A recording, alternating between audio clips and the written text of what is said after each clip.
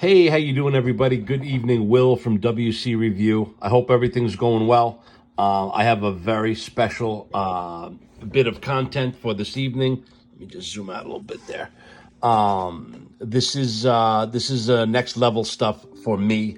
I have a knife now that I just got that is for me next level. Without further ado, this is how I got it. I got it from Arizona Custom Knives. They're an awesome company. Everything I get from them is exactly what they say it is.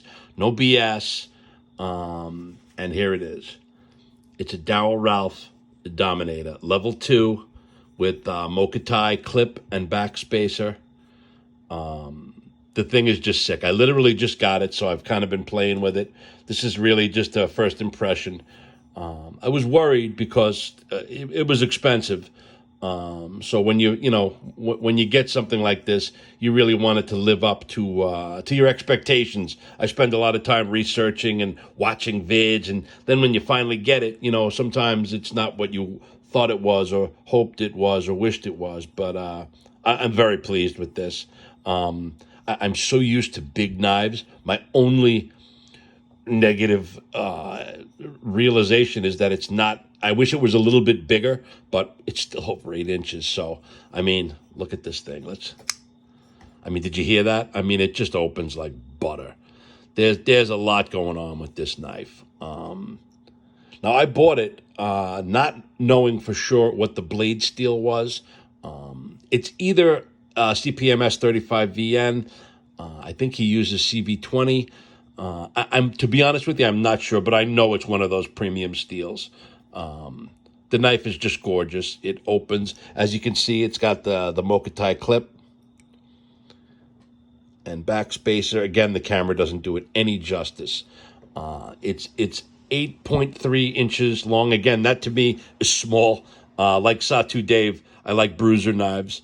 I got a bunch of other content that I'm going to be bringing your way. That is going to personify the larger knives that I really dig. But this is another. I will equate this to the Chavez. It's a Goldilocks knife. It's not too big. It's not too small. It's just perfect. And I am going to EDC the shit out of this. I don't care if it was expensive. What else are you going to do with it? I mean, it's just a fun knife. I don't know if you could see, it's got the two-tone blade. If I had my druthers, I would have gotten the satin blade, the hand-rubbed satin blade, but this was all they had. You see the made in the USA symbol there.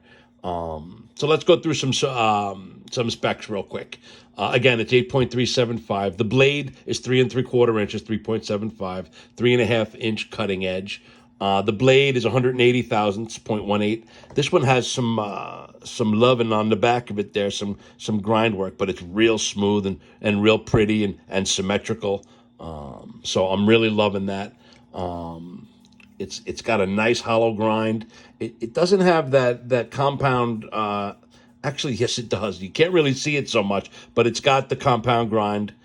It looks like a flat grind. Excuse me. It looks like a flat grind, like right there, and a hollow grind right there.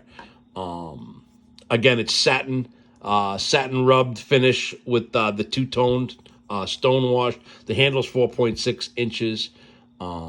It's a little over half an inch, 0.58 thick. It's obviously all titanium. The weight is 7 ounces, 6.99. Right hand, tip up. Those are some specs. We could do some size comparisons, but the action is just, you can feel it. Now, here's another cool thing. I don't know if you could see it, but you can you see it's got internal stop pins. They're right there, and they are completely inside the knife. Even when you close it, you can see them there. They're there, but they are not thumb studs. They are strictly stop pins. You never get to see them, but they're there, and they obviously give strength to the blade on those lateral, which there'll be no prying done with this knife, but that's the idea behind it. Like I said, there's a lot going on. Let me look quick off camera. I didn't even look. On some of these, the inside of the scales are jeweled. I don't believe that's the case on my knife. But, oh yeah, size comparison. Like I said, I just got it, so I'm still in a little bit of sticker shock here. Just loving it. But I compared it to the Chavez knives. I think it's a good comparison because here's the 229 Redemption Tonto. Excuse me one sec. That's just my work phone. I will call him back. Here is another Chavez. Not like the size comparison is going to be any different, but you can see they're very similar in weight, in everything. I have my my Hoback Quieback. That's another good. It's actually quite a bit bigger. Let me just line them up there. They have weird butts there. But as you can see, oh, it's quite a bit bigger actually. The Quieback is over 9 inches. Again, great knife. I have some really cool content coming from Hoback on something similar to that, but that's another video. Here's some of my bruisers. I just got my new baby, which I'll do a separate review on. But here's my my half-breed folder, the bronze. You can see it just dwarfs it. There's just no comparison with that puppy. If you line it up, they're you know, night and day. Different carries, different days, different uses. But lots of fun. I am really enjoying all of these knives. My collection is getting pretty highfalutin. Like I said, I've got a bunch of knives that are up there, and this is one of them. This is a special knife.